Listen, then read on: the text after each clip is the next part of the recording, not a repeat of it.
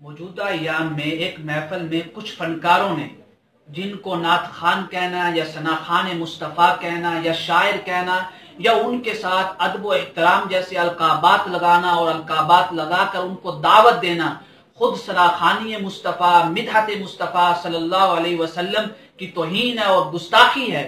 उन्होंने उस महफिल में नात रसूल सल्लल्लाहु अलैहि वसल्लम की बेअदबी की और उसकी बेहुरमती की, और नात रसूल सल्लल्लाहु अलैहि वसल्लम का जो अदब व एहतराम होता है उसको पामाल किया बगैर किसी खौफ के। ऐसे ही शुआरा के बारे में और ऐसे ही फनकारों के बारे में कुरान ने सूरत शुआरा में आयत नंबर 224, 225, 226 में वाज़ेह ऐलान कर दिया और फरमाया वश्शुआराउ यत्तबिउहुमुल गावून, कि ये जो फनकार शुआरा हैं, यानी बराए नाम शुआरा हैं लेकिन असल में ये फनकार हैं, तो इनका जिक्र करने से पहले उन लोगों का जिक्र किया जो इनकी इत्तिबा करते हैं, इनको बुलाते हैं। अब सवाल ये है कि बात तो कुरान शुआरा के मुताल्लिक करना चाहता है, लेकिन पहले जब बात शुरू की इस मौजू में तो मुत्तबीन की बात क्यों की, उनको मानने वालों की बात क्यों की, उनको जो बुलाते हैं या दावत देते हैं अपनी महफिल में उनकी बात क्यों की। इसमें रब्बे कायनात ने अपने कलाम में ये उसलूब अपनाकर इस राज से पर्दा उठा दिया कि अगर इन फनकारों को कोई बुलाने वाला ना हो, कोई पैसे देने वाला ना हो, कोई इनको फीस देने वाला ना हो, तो इनका कलाम और इनकी बात किसी तक नहीं पहुंचेगी, क्योंकि ये ऐसे खबीसुल फितरत लोग हैं, ये ऐसे पैसों के पुजारी हैं, जिनके अंदर माल और दौलत का इतना हिर्स और हवस है कि अगर कोई इनको फीस देकर पैसे देकर अपनी महफिल में ना बुलाए तो ये किसी के साथ बात करना तो अलग कलाम सुनाना पसंद नहीं करेंगे। तो लिहाजा पहले उन लोगों का जिक्र किया जो इनको अपनी महफिल में बुलाते हैं। कारी शहर जैसे लोगों को ये फनकार नाम निहाद कारी, इरफान हैदरी जैसे लोगों को, शबाज कमर फरीदी, असल में ये लोग सुन्नियत की पहचान नहीं है, ये किसी और के अकायद का प्रचार करते हैं। जो इन लोगों को अपनी महफिल में बुलाते हैं, कुरान ने क्या कहा, यत्तबिउहुमुल गावून, ऐसे लोग गुमराही के आखिरी दर्जे में हैं। ये कुरान का उसलूब देखें कि कुरान कह रहा है कि जो ऐसे फनकारों को, जो बराए नाम शायर हैं, बराए नाम और नाम निहाद के सना खान कहलाते हैं और खुद को सना खान मुस्तफा के नाम से डिक्लेयर करते हैं, कुरान कह रहा है कि जो इनको अपनी महफिल में बुलाते हैं वो इंतहा दर्जे के गुमराह हैं। फिर आगे इनके बारे में फरमाया जो ऐसे फनकार हैं, अलम तरा अन्नहुम फी कुल्ली वादिन, ए महबूब करीम अलैहिस्सलातु वस्सलाम, क्या आपने नहीं देखा इन फनकारों को, इन नाम निहाद शुआरा को, कि ये हर उस जगह पे चले जाते हैं जो जगह इनके लिए मुनासिब नहीं होती, या शेर के लिए मुनासिब नहीं होती, या सनाखानी और मिदहत मुस्तफा सल्लल्लाहु अलैहि वसल्लम के लिए मुनासिब नहीं होती, बल्कि सिर्फ पैसे के लालच में, फीस के लालच में, माल और दौलत के हिर्स और हवस में उन स्टेजों पर भी चले जाते हैं, यहां पे इनको नहीं जाना चाहिए। फिर क्या करते हैं, यही मूना, हर वो बात करने के लिए तैयार हो जाते हैं जो कुरान और हदीस के खिलाफ हो, क्योंकि ये आलिम नहीं होते जो ये बात कर रहे होते हैं मिदत मुस्तफा के नाम पे, नात मुस्तफा के नाम पे, सनाखानी मुस्तफा के नाम पे, इनको ये मालूम ही नहीं होता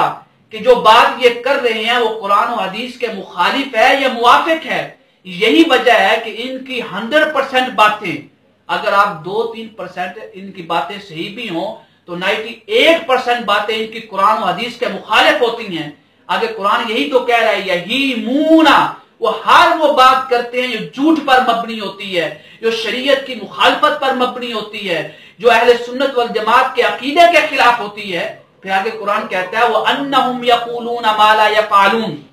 वो ऐसी बात करते हैं मा ला यफ़अलून के जिस पे वो कुछ भी अमल नहीं करते, खुद तो उनका अमल से दूर दूर तक का वास्ता नहीं है और लोगों को भी बद अखलाक करते हैं। इमाम अबुल मंसूर अल मातुरीदी ने अपनी तफसीर तावीलात वाली सुन्ना में कहा कि मा ला यफ़अलून का माना है मा ला यअलमून, कि वो ऐसी बात कर रहे होते हैं कि जिसके बारे में उनको इल्म नहीं है कि जो वो बात कर रहे हैं स्टेज पे महफिल नात में सनाखानी मुस्तफा के नाम से, मिदहत आका करीम अलैहिस्सलातु वस्सलाम के नाम से, वो कुरान और हदीस और शरीयत इस्लामिया के खिलाफ है।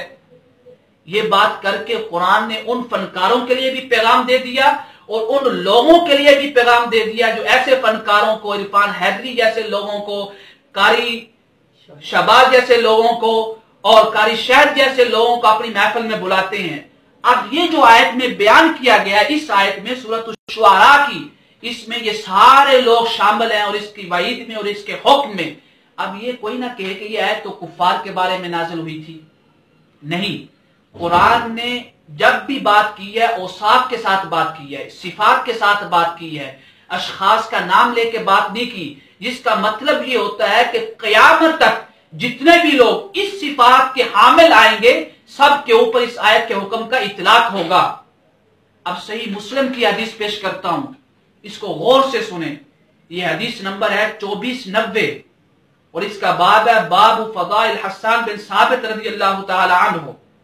اس میں واضح آقا کریم علیہ الصلوۃ والسلام نے نعت کا سلیقہ بتا دیا، نعت رسول صلی اللہ علیہ وسلم کے متعلق ادب سکھلا دیا کہ کس کو نعت پڑھنے کا حق حاصل ہے۔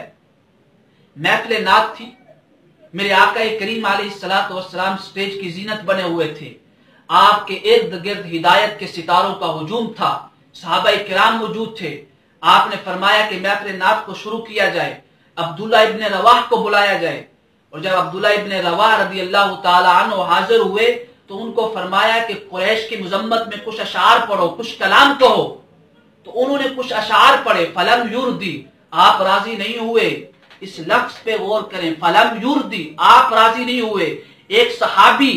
نعت رسول پڑھ رہا ہے، ایک صحابی حضور کی مدحت بیان کر رہا ہے، ایک صحابی تاجدار کائنات صلی اللہ علیہ وسلم کی تعریف میں قریش کی مذمت بیان کر رہا ہے، اس کے کلام کو بھی سن کر میرے آقا کریم علیہ الصلوۃ والسلام راضی نہیں ہوئے۔ تو یہ جو برائے نام نہاد اور فنکار شعراء ہیں، یہ کس بات کی مولی ہیں؟ ان کی کیا حیثیت ہے ایک صحابی کے مقابلے میں؟ پھر آپ نے فرمایا کعب ابن مالک کو بلایا جائے، ان کو بلایا گیا، آپ راضی نہیں ہوئے۔ پھر حسان بن ثابت کو فرمایا کہ ان کو بلایا جائے۔ تو جب حسان بن ثابت رضی اللہ تعالی عنہ حاضر ہوئے تو وہ فخری انداز میں کہنے لگے کہ اب آپ کے پاس شعر آ چکا ہے جو اپنی زبان سے قریش کی مذمت بیان کرے گا، جس میں آقا کریم علیہ الصلوۃ والسلام کی مدحت ہوگی۔ تو میرے آقا نے فرمایا لا تعجل، حضرت حسان بن ثابت کو فرما رہے ہیں کہ جلد بازی نہ کرو، سوچ سمجھ کے میری شناخوانی کرنا، سوچ سمجھ کے قریش کی مذمت کرنا، کیونکہ میرا نسب بھی قریش میں ہے، یہ نہ ہو کہ قریش کی مذمت کرو اور میری توہین کر بیٹھو۔ حضرت حسان بن ثابت،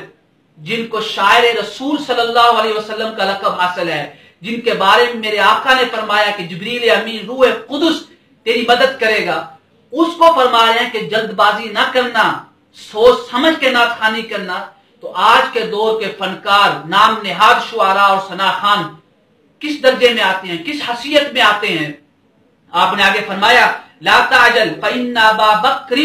أعلم قريش بأنسابها وإن لي فيهم نسبا حتى يرخص لك نسبي، فأتاه حسان ثم رجع فقال يا رسول الله قد لخص لي نسبك والذي بعثك بالحق۔